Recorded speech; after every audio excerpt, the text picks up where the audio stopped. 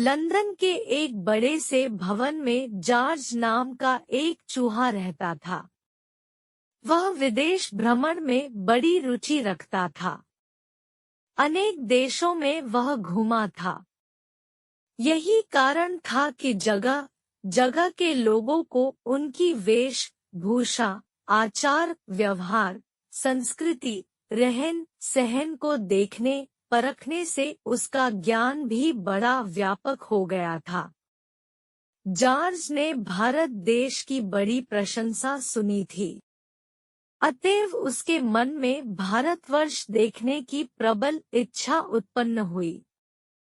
एक बार मौका देखकर जॉर्ज चुपके से कर्मचारियों की नजर बचाकर लंदन से आने वाले एयर इंडिया के एक वायुयान में सवार हो गया।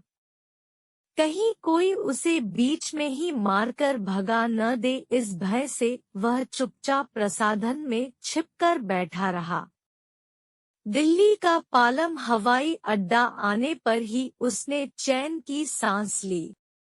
जब सब यात्री उतर कर चल दिए और हवाई जहाज पूरी तरह खाली हो गया तो जॉर्ज भी चुपचाप सभी की नजर बचाकर उतर गया।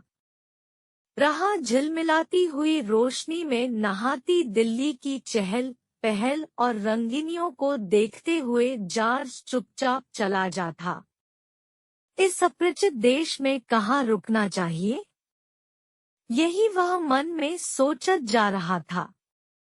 तभी उसकी निगाह सामने से आते चूहे और चूहिया पर पड़ी। वे दोनों उसके पास रुक गए। चूहा कहने लगा, नमस्ते हमारे विदेशी अतिथि। आप कुछ परेशान से लगते हैं, कहिए हम आपकी क्या सेवा कर सकते हैं। जाकर जॉर्ज उनके मृदु व्यवहार से बड़ा ही प्रभावित हुआ। बोला, भाई तुमने ठीक पहचाना, मैं अभी अभी लंदन से आया हूँ। यहाँ मैं किसी को जानता नहीं, अतएव कहाँ रुकूं, यही सोचकर चिंता कर रहा था। भाई, यदि ऐसी ही बात है तो आप मेरे अतिथि बने, इससे मुझे बड़ी खुशी होगी। मेरा नाम तन्मय है, आप मुझे तनु कह सकते हैं, और यह तुम्हारी भाभी जी।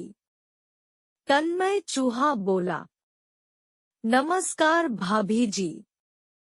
भारतीय परंपरा के अनुसार दोनों हाथ जोड़कर जॉर्ज बोला। तन्मय की पत्नी ने भी प्रत्युत्तर में हाथ जोड़कर अभिवादन किया। चलो फिर घर चले, वहां बैठकर बातें होंगी, तन्मय ने कहा। रास्ते में वह जॉर्ज को बतलाता रहा कि अशोक होटल के बहुत पास ही उसका घर है, अतएव खाने की कोई कठिनाई नहीं। नई नई खाने की चीजें रोज खाने को मिल जाती है। कुछ मील का रास्ता पार करके सभी घर पहुंचे।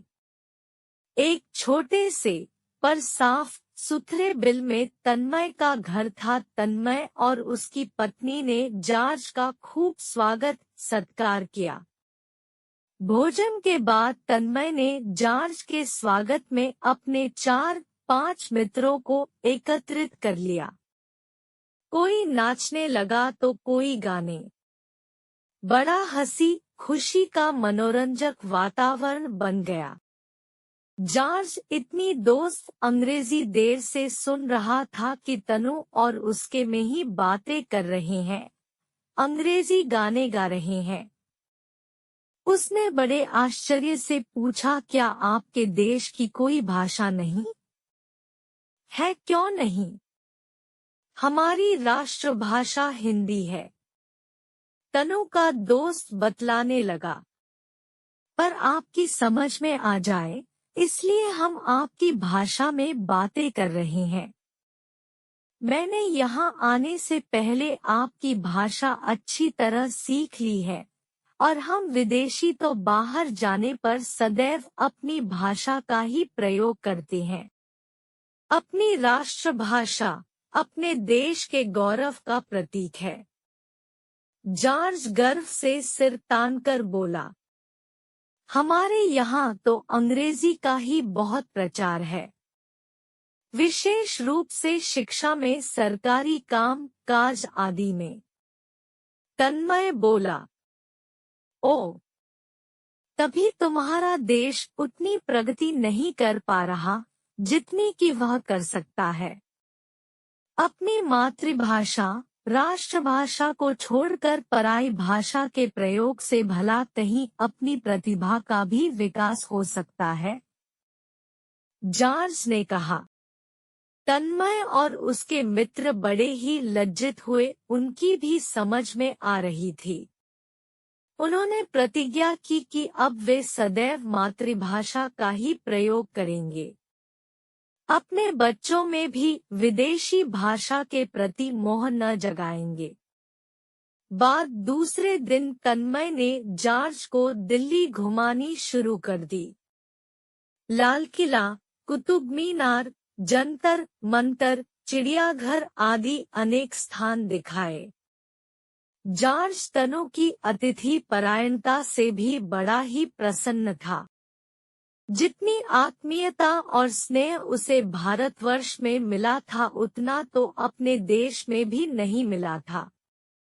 वहाँ तो भौतिक सुख सुविधाओं का ही अंबार था, पर सच्चा प्यार पाने के लिए प्राण तरस उठते थे।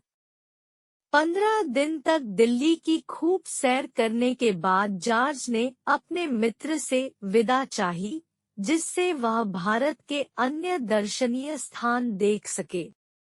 विदा के पूर्व तनु ने एक विशाल प्रीति भोज का भी आयोजन किया, जिसमें उसके बहुत से मित्र भी थे।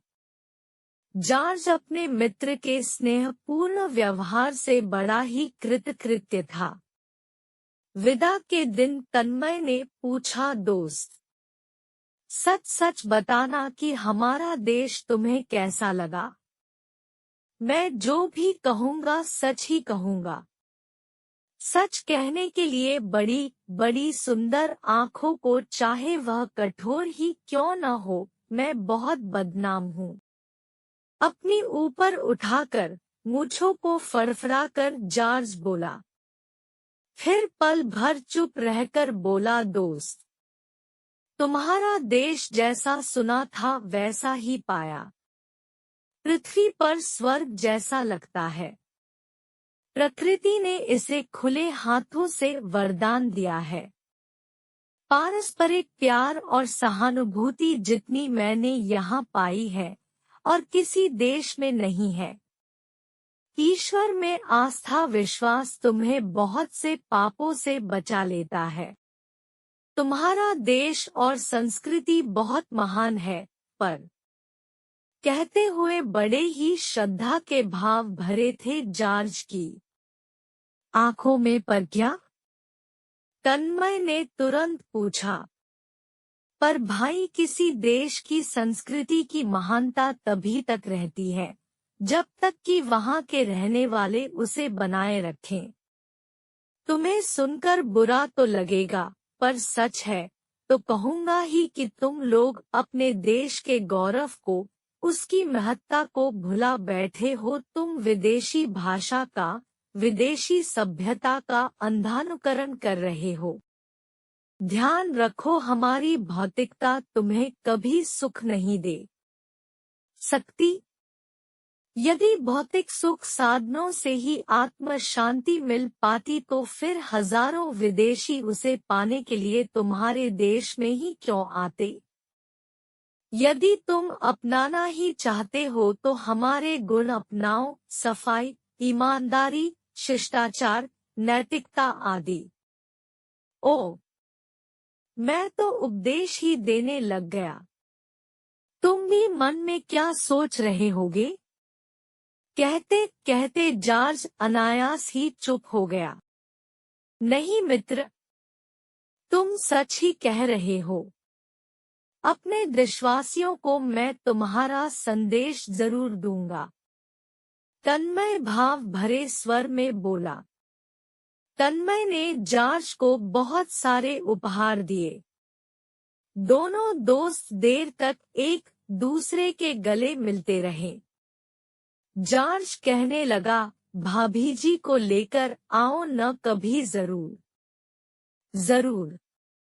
तनु की पत्नी प्रसन्न होते हुए बोली, मैं तुमको, तुम्हारे स्नेह आत्मीयता को कभी भुला नहीं सकता। जॉर्ज रूप गले से बोला और आंसू भरकर चलने लगा। चलते चलते जॉर्ज बार बार पीछे मुड़कर अपने स्नेही मित्रों को देखता जाता था। तन्मय और उसकी पत्नी देर तक खड़े होकर हाथ हिला हिलाकर उसे विदाई देते रहे।